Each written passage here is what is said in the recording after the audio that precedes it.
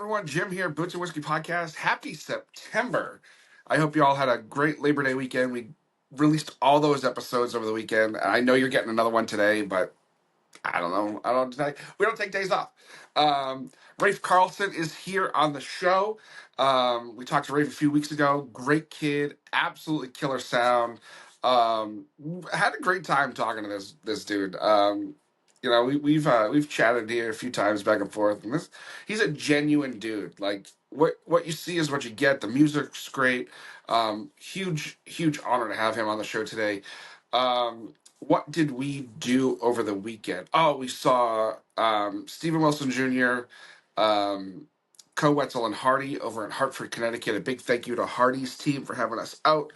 Absolutely great time. We got some pictures. We're starting this whole picture thing and this whole photo thing, and I'm not going to lie to you, we don't have all the best equipment in the world, right? But I think we got some cool shots. We got to send those out to get approved, and then once we do, we will post them. So yeah, I think some cool shots. I don't know the fuck, it's new to us, but so a big thank you to them. And that's it. Show was great. We'll talk about the show on the flip side. Um, yeah. That's it. That's it. It's a slow morning. It is Labor Day while I'm recording this, and I gotta go to work. So we gotta do this quick and painless, and we will see you all next Tuesday, guys. Thank you so much for tuning in. Cheers. Countdown. How was your weekend? It was good, man. It was my first weekend without a show in, I don't even know, probably, months and months and months. Long time. So what do you do on a weekend with no shows? I mean, even though it doesn't happen often, right? Well, we had a bachelor party, so I'm kind of still licking my wounds from that. It was Oh, yeah, that'll do it. rowdy. That'll My do it. buddy's getting married, my cousin is getting married in September, so we had a bunch of guys out on the lake.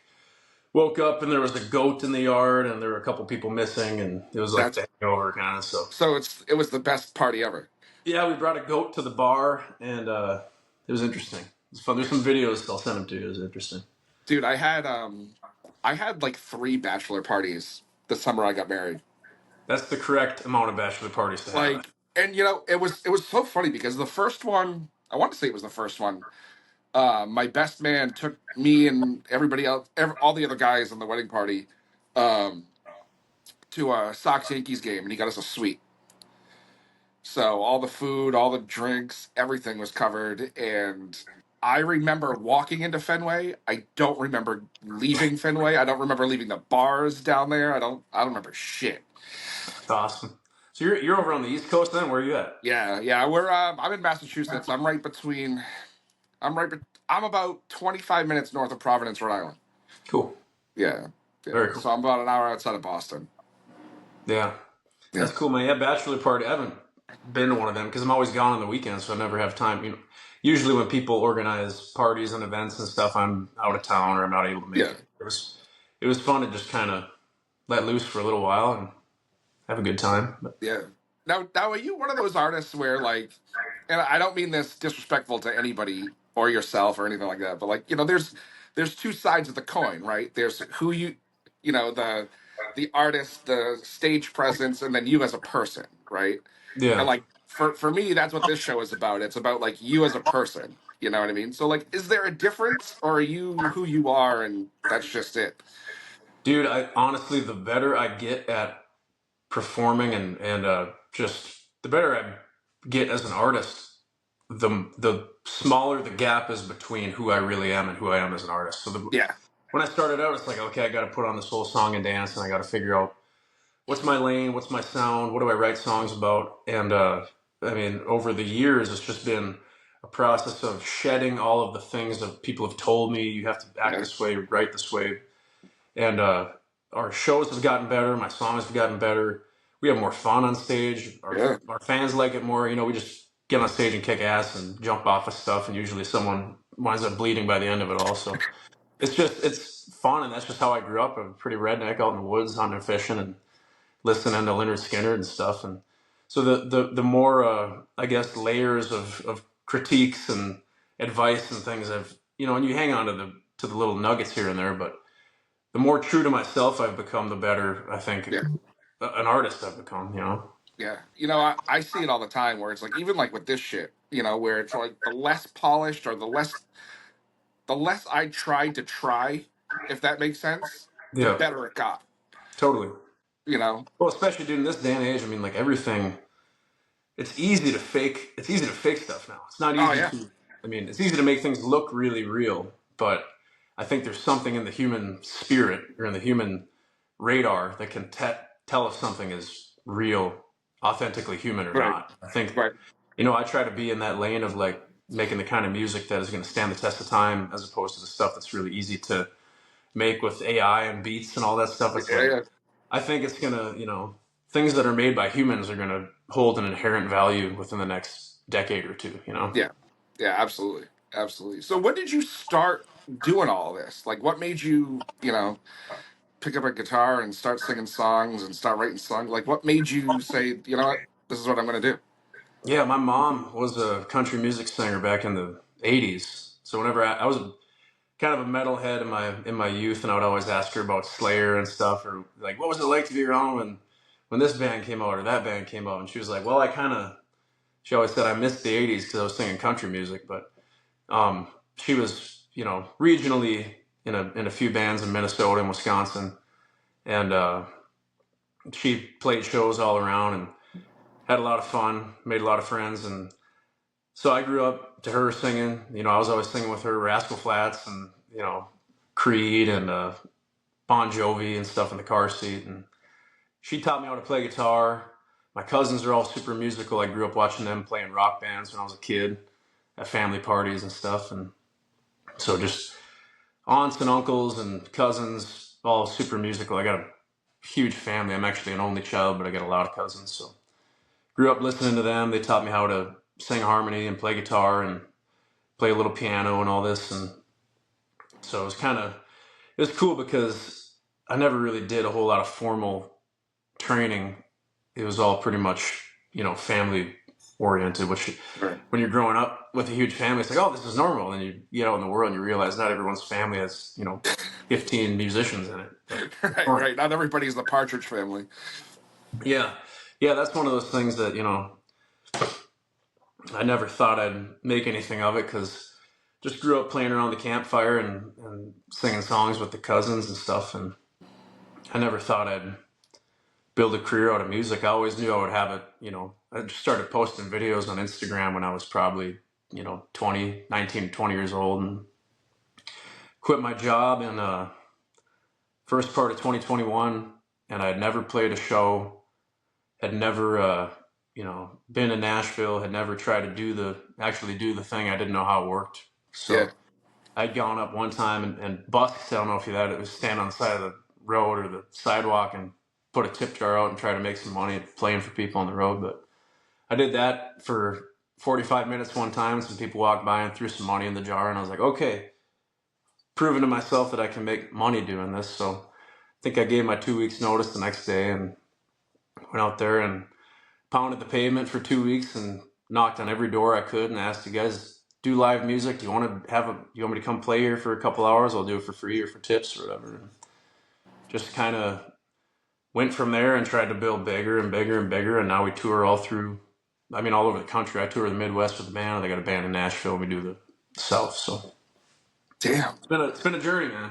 So did anybody stop you and be like, maybe this isn't a good idea? Like, just like out of fear, out of, Oh yeah. like for you, I mean, as an only child, I know, and God bless him, and my father's gonna fucking wring my neck when I say this, but like, as an only child, I know I might, sometimes your parents try to like keep you a little closer than maybe you want them to. You know what I mean?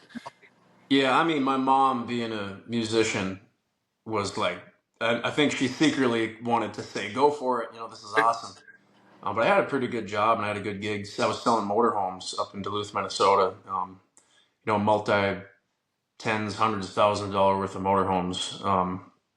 So I was doing pretty good for a 19, 20 year old. And I know my folks were pretty upset. My dad was pushing pretty hard. He's like, can't you just like play music on the weekends? Like, why do you have to quit your job to do this? And, I think that's kind of the main thing is that most people don't understand like the business side of being an artist or being a musician. Yeah. It's like I'm Monday through Friday, 9 to 5, staring at a computer. It's like I was just out for a thing out in California with a bunch of artists, and you could tell like the full time musicians by the people who were in the hotel lobby staring at a computer screen all day, like working.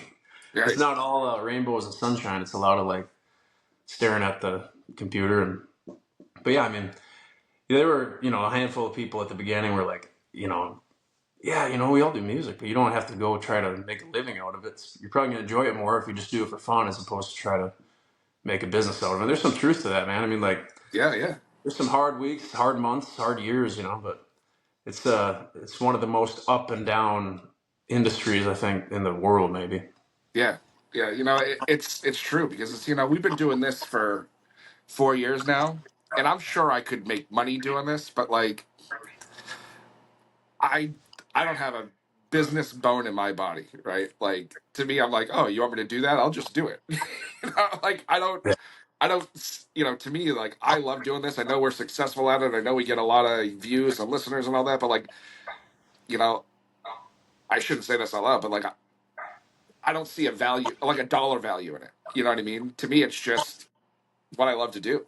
And But if you're it's good at if that's what you love to do and that's what you're good at it, maybe that's because I try to look at that too. Like, what do I suck at? What can I hire right, out? What can I outsource to somebody that's good at it? Because like, you know, maybe there's a lane where it's like, okay, now we can fund this. Now we can pay for this person to do this. And I mean, I've been trying to figure that out too, man. Just like right, how to grow, what to hire out, what can how can I free up like maybe 10 hours a week of my time, whether it's a social media editor or a booking agent or whatever it is, and just have someone else do it. But right. that's a lot easier said than done. Yeah, and like we've been approached by artists and things, and they're like, "Hey, do you want to take us on? Can you do that?" And it's like, I would love to, you know what I mean? Because I think I'd be good at it. But at the same time, it's that level of fear. Like I have a day job that I don't make a ton of money, but like I also can't just be like, "Fuck it, and let's see what happens." Either, I have 2 kids and shit, so it's Yeah, there's a different level of fear when you get into that side of things. totally, man. And I think if you can do something purely from just passion and you don't have to worry about making money off it, the end product is probably going to be a lot more. It's going to be better. I think Right. that's my opinion. And like I don't Because have to answer mixing to business anybody. with it just makes everything so just it Right. kind of pollutes it a little bit. Right. And if somebody invests and then they want to have a say in what I talk about and what I do and how I do it, and it's like fuck, absolutely not. Yeah, You know. yeah, I'm with. So when you're writing your songs and you're doing your thing, like are you going back and forth between Nashville and Minnesota now, or Yeah, like what does that look like for you? yeah. Typically I go back. I'm kind of snowbirding a little bit because it's so cold up here in the wintertime. I think we had like 2 years ago. We had might have been last year. We had 6 or 7 days in a row that were below -20. I think it's like a record amount of days in a row below -20. So No, it's thank you. just far northern part of Minnesota. We got fishing and hunting camps and stuff even more north than we live. So I mean, I've had a lot of opening mornings deer hunting in a -10 below or -10 or 0 degrees, sitting and it starts snowing, and you're just sitting there for 12 hours on a deer stand. But yeah, I just it's not so much that I don't like the winters. Like I can handle cold more than I can handle hot. I'm just hot blooded or whatever. But I go to Nashville in the winter because there's just not much going on up here, and Right. tour season up here is like May through September. So when we hit the road, it's like mostly outdoor festivals up in the Midwest, and then once that dies down, September, October, I go back down to Nashville, write songs, record music. Try to remind everyone that I still exist. Because you leave that town for a week and people forget about you. It's Yeah. insane. It just keeps moving, man. Yeah. But for the past couple of years, it's been a thing where it's like you leave Nashville. You got your friends down there, you got your network, you got your people you write with, you got studio you record at, producers you work with, whatever it is, and then try to keep in touch with everyone.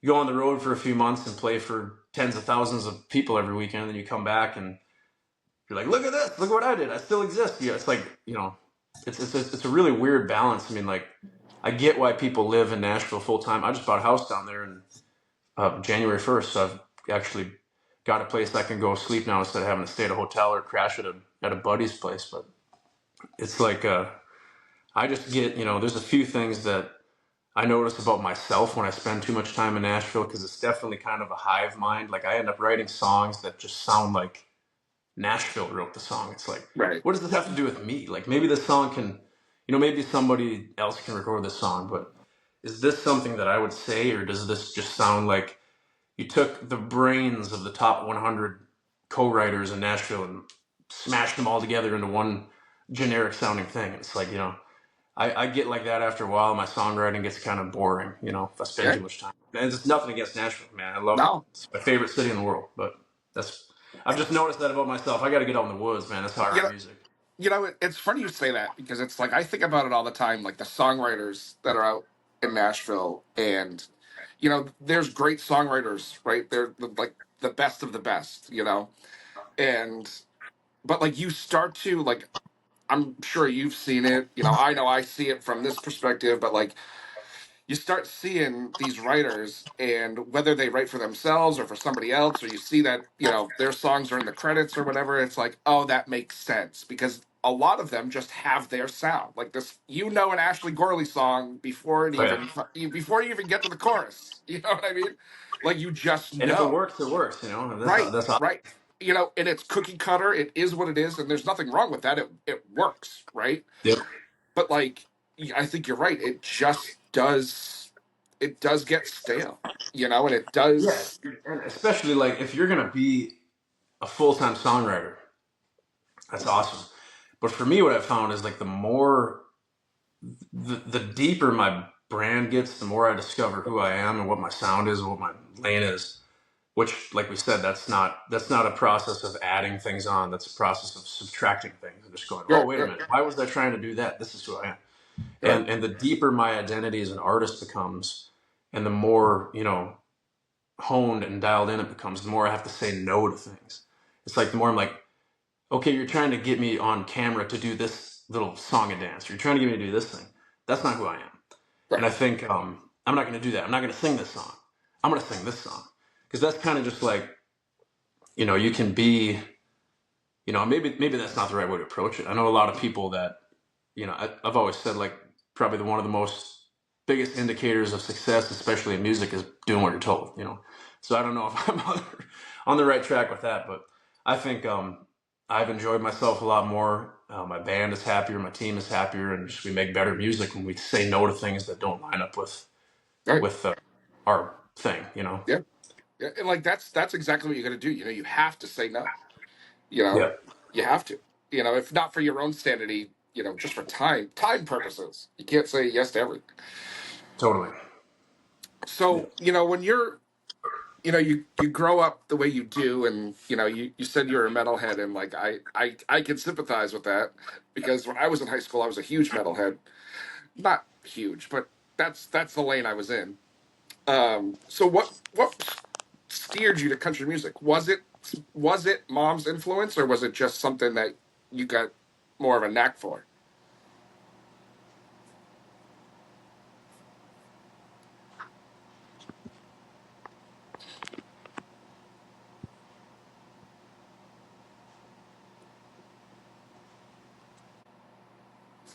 Uh,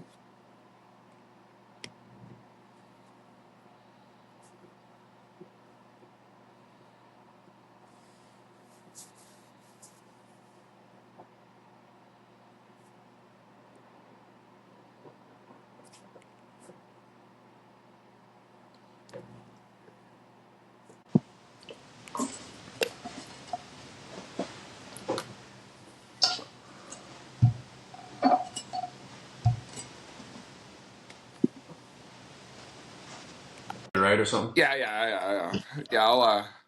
I'll just put them. People that watch and listen to this show know at this point that there's going to be some sort of fuckery at some point, so it's fine. Dude, that's just every day. That's just how Yeah, things go, man. that's just how it goes. So did you? I don't know if you heard me or not, but I was asking you what made you decide to ultimately get into country music. I mean, country was my bread and butter from age. 0 to 14 when I had my angsty teenager thing where I started listening to Slipknot and Korn and stuff. But Yeah.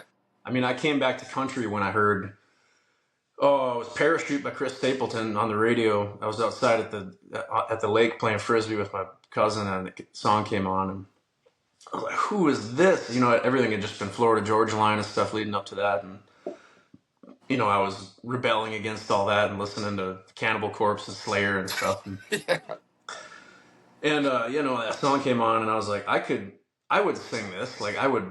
This is more up my alley. And then, you know, I listened to that whole Traveler album, and I think that was probably the most, you know, pivotal music moment for me was listening to that record and being like, if this is, you know, this is soul music, there's rock elements, there's blues, it's falling under this country umbrella, which, I mean, now the country umbrella is like everything. It's all Right. under the country umbrella. But, you know, and there's a lot of reasons for that. But that album just kind of changed the way I looked at, you know, what could be possible within country. And I started listening to country music again, and started writing songs here and there, more just kind of, you know, stuff with my buddies. But yeah, Chris Stapleton, Zach Brown Band, you know, a handful of other artists kind of got me back into the genre. And then I kind of, you know, I started doing little family parties. Like I would get up and play a song or two with my cousins, and I had just the worst stage fright. And I always try to have my voice always crack or something because I was so nervous. And that was one of the reasons when I quit my job and said I'm going to do this full time. I'd never played a show before, and you know, everyone was like, "Are you sure? Like you're gonna be on stage and stuff?" I'm like, "I'm fine with it." You know, I've been posting videos on social media, and you know, quickly find out that it's a lot different live. But it's funny because I didn't really something I always sucked at. Now it's like that's, you know, what I do 4 or 5 days a week. So it's yeah, it's been a journey, and I think playing live is like definitely my favorite part, and it's the most important part of it. You know, every artist I think kind of has like a pie. And I know I have buddies that just, you know, put out a song every week, and it's like streaming is the biggest slice of their pie, and they just make beats and stuff in their bedroom and super, super successful and have hundreds of thousands of million monthly listeners. And we're kind of just like, you know, on the road most of the time, playing shows, selling merch, doing what they used to do back in the 70s, 80s, whatever. And I don't know if it's the right way to do it anymore, but it feels the most authentic and it feels the most like us, you know? And, You, you know, I'm not to interrupt you, but I think that that is the way to do it.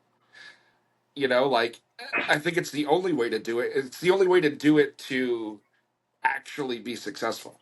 You know what I mean? Like maybe I'm just biased. You know what I mean? But I would much rather go to a show and see somebody like you that's actually grinding and giving a shit than going to, you know, Gillette to see Morgan Wallen. I mean, I'll go to Gillette to see Morgan Wallen, don't get me wrong, but like, you know, when it comes down to the brass tacks, you know, like I want to see the guys and girls that are busting their ass.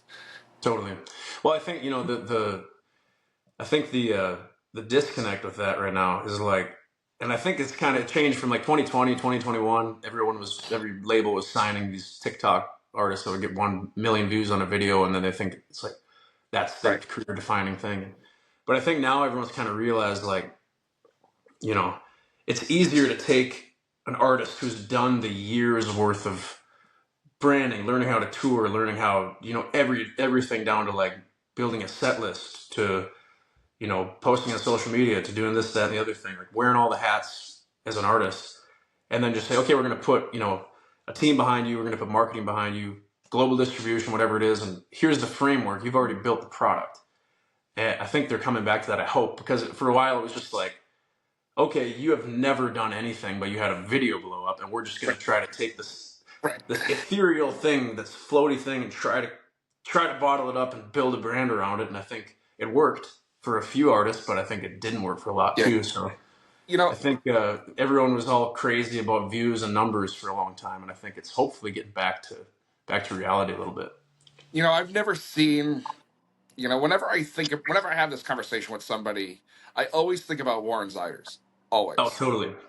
And like I'm not gonna lie to you. I'm not gonna sit here and be like I am like fuck like Warren Ziders, like I can't wait for him to come to town, right? But that is a prime example of it actually working. You know, Yeah, whether you like his music or not, that's not the question. But it worked, totally. right? And I've seen, I mean, I'm sure you've seen, you know, hundreds and hundreds of, if not thousands of people that have been successful on TikTok sound great, and you put them in front of you put them in front of an audience, and you're like, what the fuck just happened?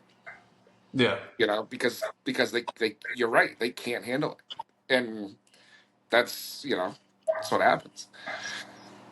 yeah. You know, the more we play and the more we define kind of our sound and our thing, and the more, you know, experience we get, and the larger, you know, base we build up here, it's like, for me to want to, you know, and I've outsourced some things, I've hired out some things that I just don't have the time to do anymore. I've kind of got an awesome, you know, team making everything happen, especially in the summertime when we're on the road and I'm paying, you know, 12 people any given time, merch people, drone pilot, videographer, photographer, 5-piece band, people loading in, loading out, front of house, you know, whatever it is. And um, you need people to coordinate all that too. So then it's like, now that's the team. It's not just me by myself playing in a bar anymore in the Right, corner. It's like right. it's actually a well-oiled machine. But the more we do that and the more dialed in we get, it's like, for me to take this whole machine that we've built and like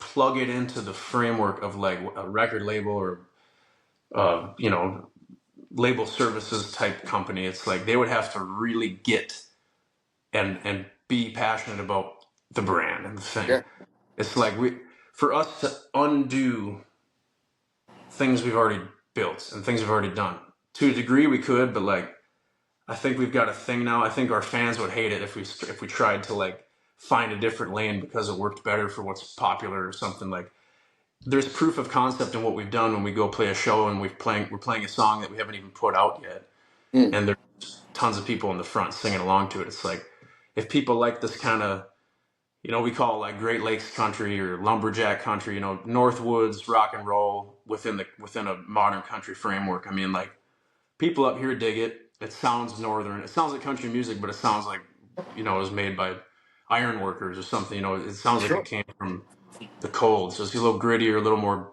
Skinner influence, a little more Molly Hatchet influence. And I think there's been the proof of concept when we play shows, like people are starting to really catch on and like it. And so what I'm saying is, like, for us to change that lane, I just don't know how well that would go over with people. And I'm just really happy where we're at right now, because all of a sudden it's just starting to hit that point where it's like exponentially getting bigger. And we're just like, well, we could add on a person here or there to take on this role, to, you know, to be, whether it's merch coordinator, social media manager, whatever it is. But it's like, here's the thing, and we're all kind of pretty happy with the level we're growing at. So Yeah. past couple years have been awesome, man. It's been a lot of fun up here. We got our core fans, and they know that we're not, you know, trying to impress anyone. It's just like, we're making music for them, and that's what we love to do. Now I'm going to ask you this question because I don't want to say I've noticed this a lot, but would you? And this is not a disrespectful question at all. It's just I'm curious on how you see it. Um, do you see yourself as a regional act for the area you're in? That's a great question. I mean, as far as like our touring footprint, yes, as a band, because, like, you know, if we go play a show in Iowa, there's going to be a certain amount of people there. People will Sure. know our songs. People will know who we are.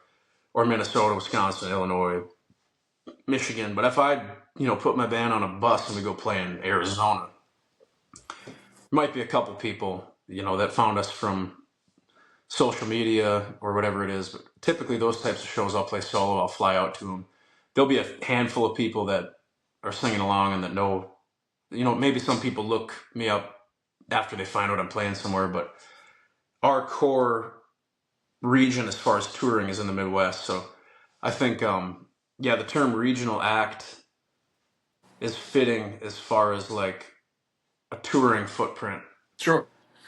And the thing, and I get why people are so nuts about streaming numbers and social media numbers, because that's the difference, I think, in like the difference between a regional act and a national or global act is like, you can pull out your cell phone and see someone singing a song that could be 8 states away, And so I have had a little bit of that where like I show up in a state I've never been to play a show, and there's people that know me from one of the viral TikTok things we did, or a internet video. But yeah, I don't know. That's a good question. Regional as far as most of our touring as a band, but I think national, more leaning national as far as like what we're trying to aim for on the internet, social And media. I honestly I don't say that disrespectfully at all, because I No, I know, I get find it. that like I can rattle off fucking like the Filthy Heathens for one, Joe Stan Band, a lot of those guys don't get out of the Midwest because one, they don't have to, right? Yeah, And two, if I were to throw you or Joe Stam or anybody else out here, you're absolutely right. Nobody's gonna know who the fuck you are yeah, unless you're deep into it like I am and right, crazy, right, right. but for the most part, but like I've even seen it where, perfect example, right? You know who Flatland Cavalry is, right? Yep. So they came up. They were up here this weekend, and they played in a small venue. Sold just over 1,000 tickets. But you see them out in Texas or somewhere in the Midwest, and they're playing. Oh yeah, They're playing Red Rocks. They're playing amphitheaters. Sold out. It's just it's wild to me how it's so crazy like that. yeah, yeah. I think that's the difference between like years of building an area versus primarily focusing on social media, streaming, and connections. Right. Because like I think there's a balance of both, and we're still shooting for the national thing. I think we have hopefully kind of a breakout moment coming up. There's a lot of stuff we've got in the works right now. Um, it's gonna be pretty exciting next year, but I think just taking I think it's easier to take what you've built in an area and expand to that national stage more so than it is to just like have a bunch of viral stuff happen and then try to figure out how to be an artist. Right. So we're kind of at that level where we can kind of call the shots in this neck of the woods, but like you said, we go to Massachusetts, people probably aren't going to know who we are. So Right. that's something where you almost need a team, you almost need experience, a label or whatever it is to kind of take you to that national stage, to get you to radio, whatever it Right. is, whatever your goal is. And that's definitely our goal. But I think we're kind of on the fringe, we're on the edge of what's acceptable sound wise under the country umbrella. When I first started going to Nashville, my producer I was working with was like, dude, like, do you want to make rock music or do you want to make country? Like, if you put this song out, it's great. He's like, I'll help you be a rock artist, but this isn't gonna work. I mean, this is not country music. And then literally a year later, I think Rolling Stone published an article about, it was like Jelly Roll, Corey Kent, Jackson Dean, like all these people, like, this is the new like Ronky Tonk or whatever they called it for Yeah. a Yeah. year or so. It was like all of a sudden the umbrella has expanded to whether it's Shabuzi or Zach Bryan doing the folk thing or Morgan Wallen and rock influence, hip hop influence. So the country umbrella is like such a huge thing right now. And now it's like all of a sudden there's artists popping up that I'd never heard of that have super similar sound as I had when I first started coming to town years ago. It's like, okay, well, if it's working for them, I'm just going to keep doing what I was doing when I Yeah. started out. So I think, like I said, the proof of concept is there. I think we're on the fringe. I think we're on the Leonard Skinner side of what's acceptable on country radio. But I think that's kind of, people are gravitating toward authenticity. And I think we got that in our favor. So Right. I think we're still, we fit that image of what could be popular nationally, but we'd have to have the right team. We'd have to have a label that, cares about being cool rather than just, getting in on the Colgate commercial or something. Like we have to Right. actually have, you know what I'm saying? Yeah. Yeah. Like let's bring back like when music was like, Yeah. like something cool. I was listening to Nothing Fancy yesterday by Leonard Skinner, and I was like, man, there's nobody that's doing this sort of thing anymore. Uh, It's like I want to just put out a whole album that sounds like that. But we've got, probably 10 songs coming out within the next year. It's like every month we got a song coming out. And we're kind of testing the waters with super commercial sounding stuff, but that still fits our vibe. And then some kind of out there, minute long guitar solo, twin guitar stuff. And so I'm just excited to get some music out and kind of see what people respond to. yeah. Yeah. It's funny because I, talking, you know the ADHD starts to go. So Yeah. I got a couple of things for you after that a little bit. One would be, as you're expanding and doing your thing in the Midwest and all that, and I don't want to say beating it to death like it's a bad thing, but like at what point is there a moment where you're like, all right, I don't want to say you've run your course, but now we can start to branch and be, okay, let's test the waters here, there, Yeah. or whatever, and yeah, you're probably gonna lose some money, right? But like, at what point do you realize the loss is worth the gain? You know what I mean? Yeah. We're at that point right now. We Yeah. were at that point a year ago.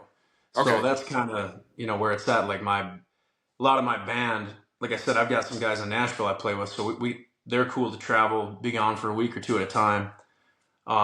And my guys up here are kind of that way, but there's more families and work and commitments and stuff like that. So we're, that's been something that's kind of held us to the Midwest and gotten to the point where like, it's kind of like the golden handcuffs or whatever, where it's like so fun to play here because there's so many fans and they love our music. And it's like, well, why would we go play in, Southern Indiana or Florida or something where people don't know our music? But Right.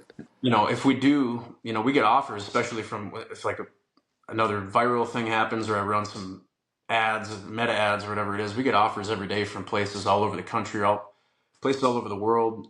We got stuff from um, Switzerland. We get offers from like places to come play there, whether it's like some corporate event or this or that, the other thing. But to actually have, you know, the framework in place to do a productive national tour where you can, like you said, actually, make money on it and pay the guys. And that's the tricky part nowadays, to even be able to break even without a song on the radio or, a whole country that knows who you are. And that's, I think, either where a record label steps in or, I mean, you just got to be, I don't know, you got to figure something out. Yeah.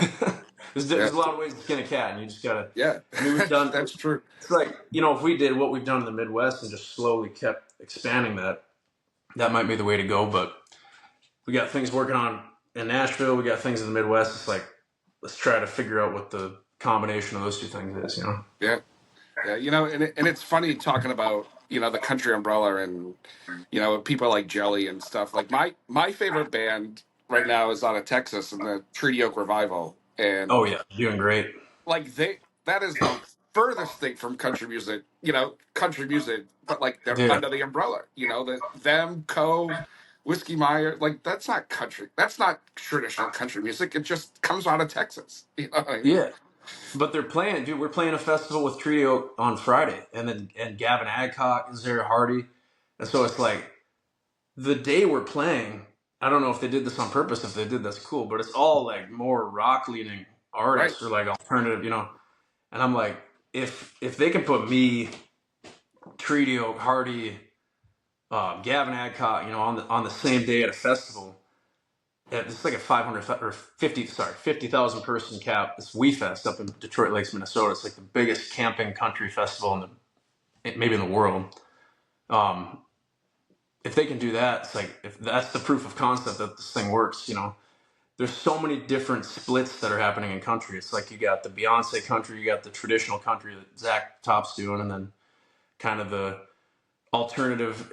What do you say, Trio? They're kind of like almost alternative Yeah. Like rock influence. they're alternative rock and roll. You know, I think the only thing that saves, this sounds bad, but I think the thing that saves a lot of these artists that are more rock leaning is honestly the songwriting and the lyrics. Yeah. Because you listen to a Trio album start to finish, and if you don't cry, you want to run through a wall or kill somebody, you're not getting it.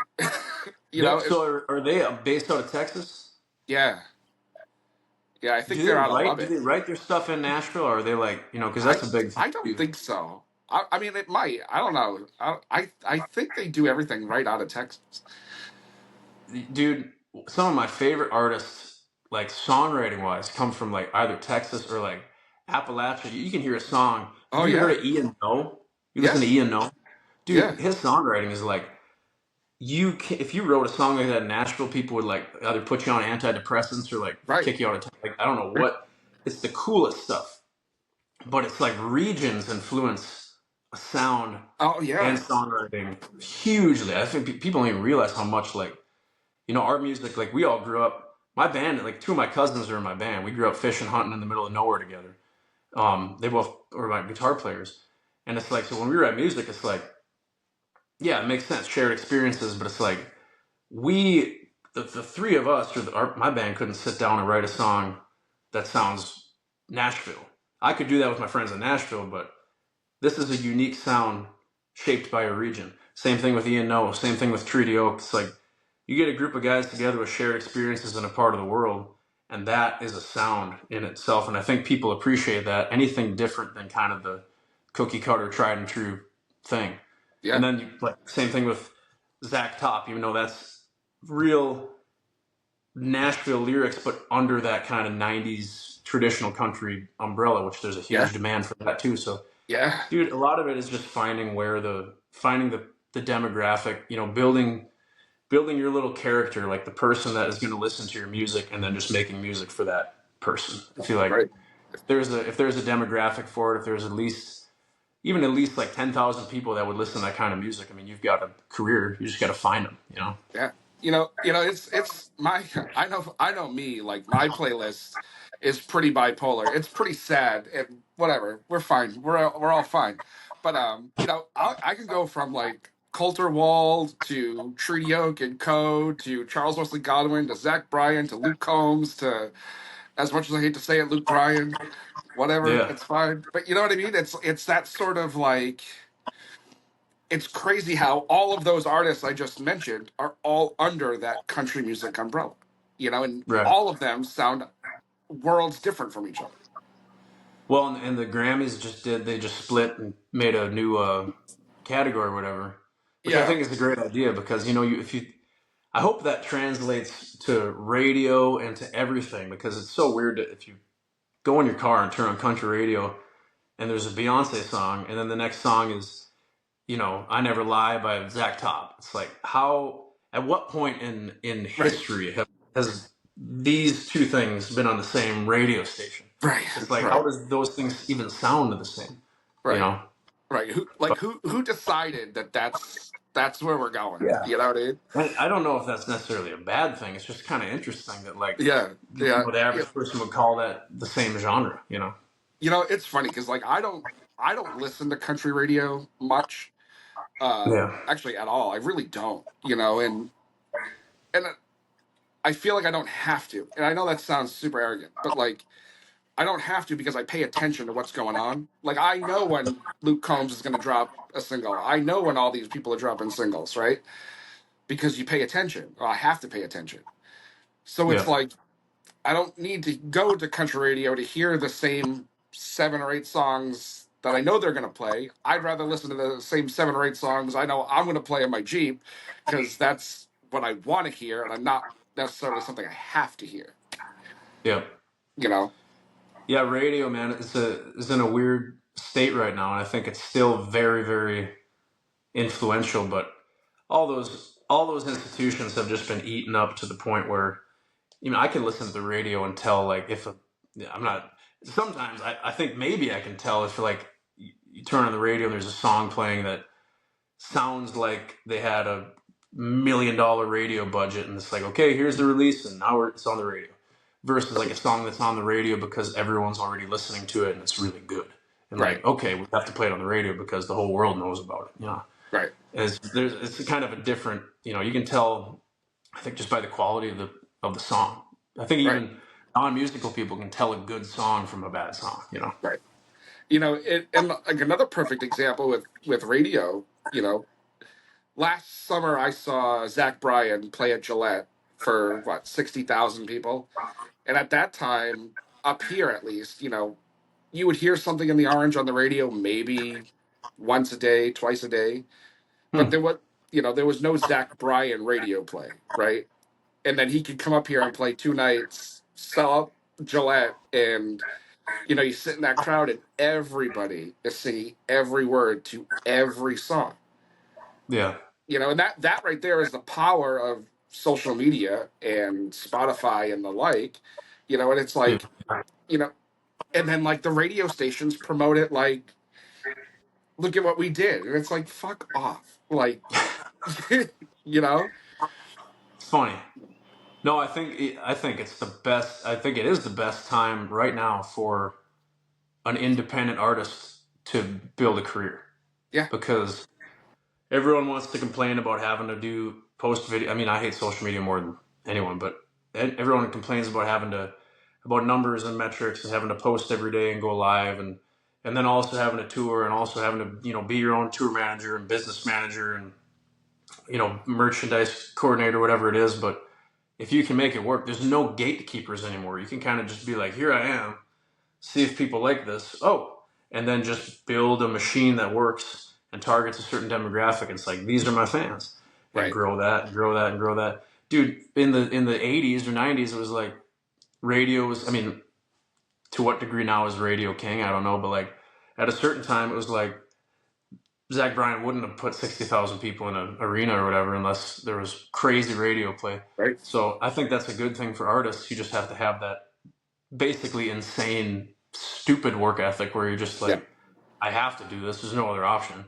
right, And then just build the whole machine, build the whole framework, and then just go with it. And then it's easy because, like I said, there's no gatekeepers. You can just right, kind of make stuff up and do your own thing. yeah. Now for you, with what you're doing, right, and the music you're putting out and everything you're doing, like, because you seem to have a pretty well oiled machine, and that train's rolling, and you should be proud of that.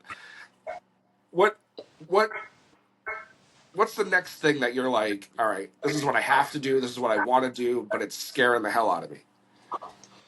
Oh man, that's a great question. I think the big thing right now is having that breakout song. Because I've had some songs I've put out attached to mega viral TikTok stuff, but it's more like for the video than the song, and maybe 1,000 people will go look the song up or something out of the Right, millions that see it. So it doesn't really move the needle. But I think the big thing right now is having that song that hits the algorithm on Spotify or whatever it is, kind of moves the needle to the point where there's people that know us from a song rather than know us because our name is everywhere and we've played a million shows.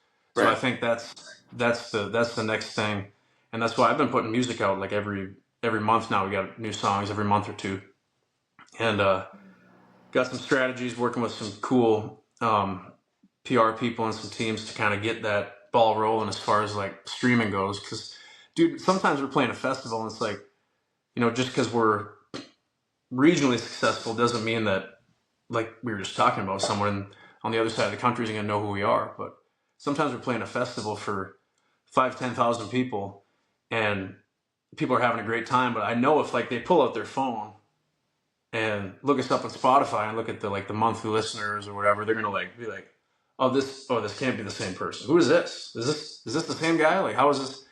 There's a disconnect there just yeah, because we probably haven't put adequate time into figuring out the games that you have to play to get yeah, streams and stuff. But we've just mostly operated within the world of playing shows and doing real life stuff. So I think the next big thing maybe I'm scared of is like doing that whole streaming thing. But like we talked about, that's one of those things that I'll still play a pretty hands-on role in, but I'm going to outsource and hire out the parts that I don't know about and just focus in yeah, on what I'm good at.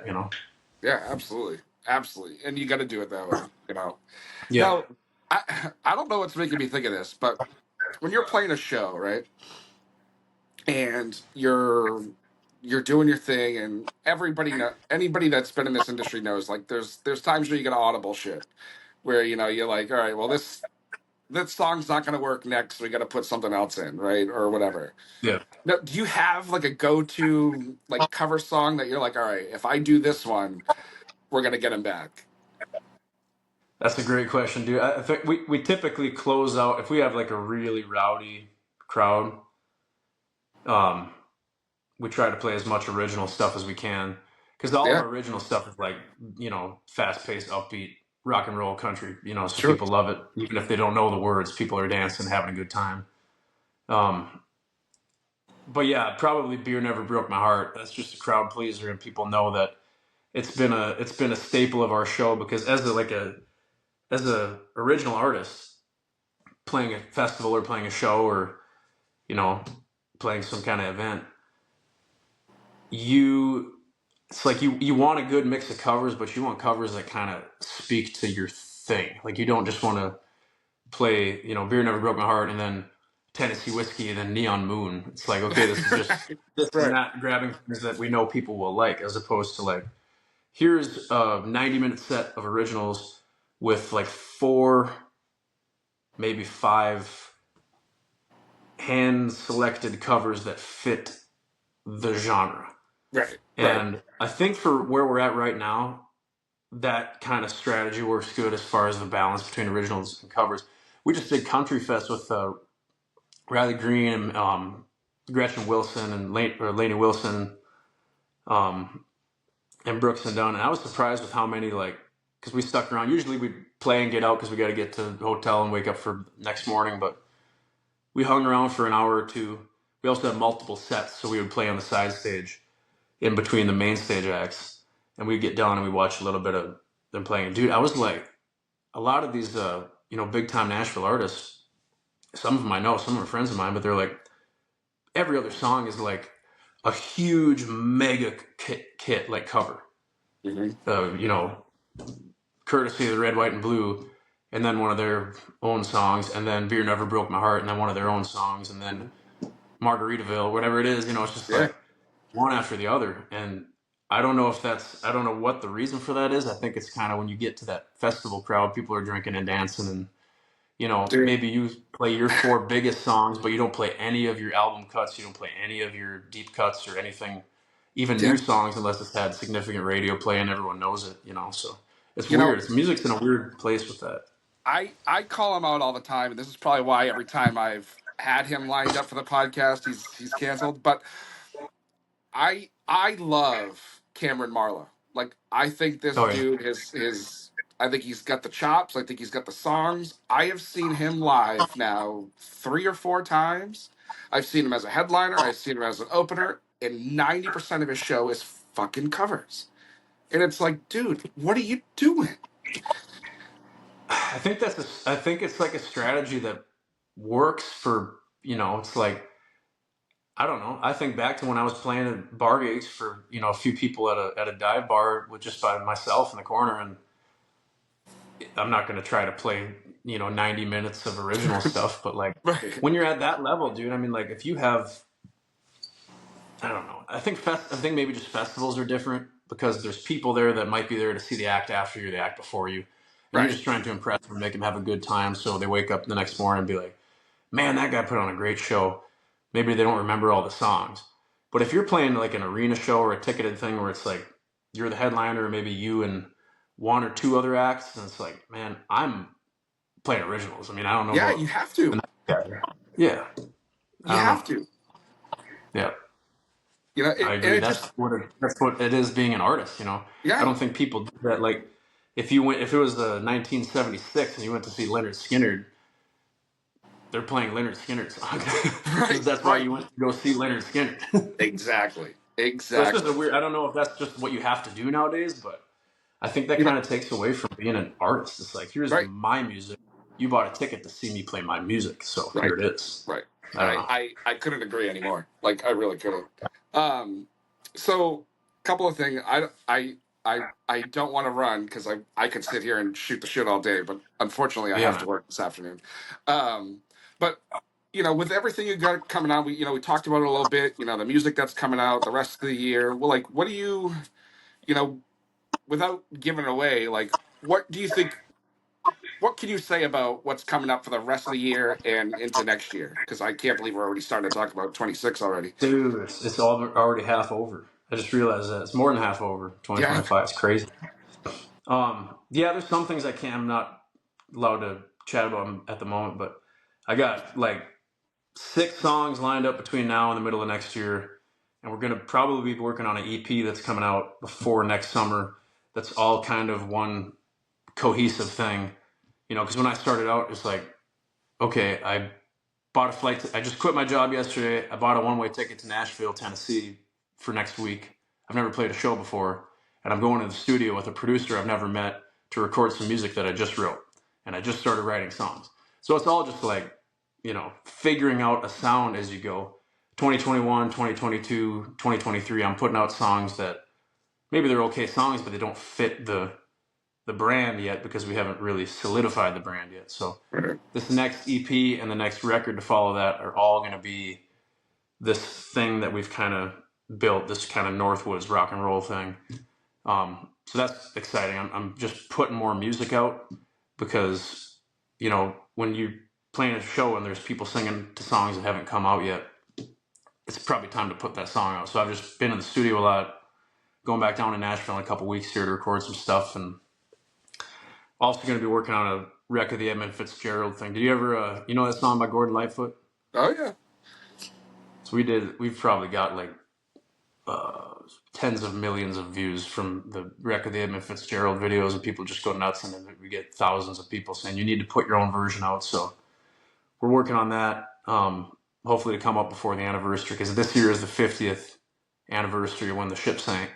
Oh, So we're okay, going to be yeah. doing a whole thing, I think, at the museum at Whitefish Point where the ship was headed. We're going out on a big freighter on Lake Superior. We're going to be doing a bunch of content with like drones and stuff, and then we're hopefully going to have that song come out sometime before the anniversary. Nice. Now, So, and that's still this. when you record a song like that, do you have to get permissions and all that shit, or can you just do it? Yeah, I've never recorded a cover before. You got to get like a mechanical license. It's pretty easy. Obviously, got to credit the songwriter. You can't change the lyrics too much. I mean, you could change like maybe a the to an or like whatever, but you can't like totally change the structure and the lyrics of the song. But as far as I know, it's a pretty easy process. So that's a good question. We're kind of figuring that out as we go. I Yeah. think you have to. I don't know if you have to do it directly or if you can have your distributor do that. I'm with 1RPM, and they're pretty good at that sort of thing, figuring things out for you. So, but Nice. yeah, Nice. Well, that'll be yeah, fun. That'll be exciting. I can't wait for that. yeah. Like I said, I've never put out a cover before, so I think a lot of that is figuring out your take. You don't want to just record it like the original and just here it is. Here's me Right. singing a karaoke version of this song. It's like, Right. no, here's our, without changing what the song is supposed to be, without changing the feeling of it. Here's our take on this song. It's sonically us. It's like its own thing, but it still has the same, because that song is a story, and has such a feeling related to it. It's a very important song for a lot of people where I'm from. So trying to maintain that is kind of it's a balance. So we're still figuring that out, but looking Yeah. forward to it. Nice. Well, that'll be great, man. That'll be so. Yeah. So for the people listening and watching and all that may not know who you are, how do we keep in contact? How do we, how do they keep following you and doing all those things and staying up to date? Yeah, Spotify is just Rafe Carlson, Rafe, and then same thing on Instagram, YouTube, Facebook. There's not any other Rafe Carlsons that I know of, and there's very few other Rafes. So I was lucky enough to get that at Rafe Carlson on most of the stuff. But I think usually if you type in Rafe space CA, it's still mostly Rafe Cameron from Outer Banks. So you got to press R to get actually to the Rafe Carlson. Now, let me ask you this, because is Rafe short for something? No, that's full name. It's a Norwegian nickname. My grandpa's name was Ralph, Okay. and I think I'm like 40% Norwegian and 50% Swedish. So most people up northern Minnesota are Scandinavian. So there's a lot of Thors and Svens and stuff like that. And so Rafe is just it's a shortening, maybe of Ralph, I think, or maybe a Scandinavian name. But yeah, its full name is Rafe. And now Nice. I've met so many Rafes because people will DM me and be like, my name's Rafe too. So you go on Instagram, I've got like, I'm following like a bunch of different Rafes that I've become friends with over the years. So we're going to build like a Rafe army. Do one of those things where we hold like a big party and everyone wears a name tag that says, my name is Rafe. We all have a beer. I can see it now. Just a That's okay, bunch man. of I don't weirdos. know if I would fuck Your with name that is on. Rafe. You just grew up to be weird. I think you you have to go through years of could being never called a Rafe. you could never find your name on like the keychains or those license Oh no, plates. Never. give it Never. up, man. The only Yeah. nice thing about it is 4 letters. So you could if you wanted to have a custom license plate, you could do like Rafe something. But Right. yeah, no, there's not a lot of us out there. Nice. Nice. Well, man, it's been a hell of a time getting to know you and shooting the shit, man. I love what you're doing. I love your sound. It's a lot of fun, and hopefully Thank you, one of man. these days we'll get to see you live and have a beer and shoot the shit. That sounds awesome, dude. Thanks so much for having me, man. It's been a Oh, lot of fun. anytime, man. Anytime. Have a good one, bro. All right. You too. See you, buddy. Bye. Well, there you have it, everyone. Rafe Carlson again. Rafe, thank you so much from the bottom of my heart for being here. It was great to talk to you and chat. Um, Guys, go check out Rafe. Like, if you can see him live, go. You're gonna get a great show and all that stuff, and the music's great. Good times. Good times. Um, Back to Hardy, Coetzel, Stephen Wilson Jr. Great show. Um, this artist Sicarus opened. I'm not gonna lie to you, wasn't a huge fan. Maybe it was the venue. Maybe I don't know. No, it wasn't the venue. I just don't like it. And that's fine. That's totally fine. I didn't get it. I just didn't get it. I didn't. It's whatever. Then we had Stephen Wilson Jr., who I absolutely adore and love. We got to see Stephen on his own last November, I think it was November, December. Yeah, maybe Christmas. I don't know. It was something, and we got to meet him. Great dude, like super super kind. Love his music. And then Co Wetzel, like I'm not gonna lie to you. I love Co. Like absolutely love Co Wetzel, and I'm a big believer in like the live show will tell you everything you need to know about this person. And what was it? Earlier this year, he released his live album live at Dickies Arena or whatever, and I was not impressed at all with that recording. And yeah, it's a recording, right? Everybody has bad days, but after seeing him live, I will never not see a show when he's up here. Absolutely fantastic. But I personally thought he stole the show. Hardy was great as always. High energy, just fucking, just really. Coed said it. He's gonna come out and kick you in the face, and he did. Like it was absolutely fantastic. Like I'm not gonna lie to you. There was a few songs that he didn't play that I would have loved to have heard again. But overall, great set. Good times. We're gonna do a review and all that and send it out once the pictures are approved and all that. So, that's it. So thank you all for tuning in today. Until next week, be good to each other.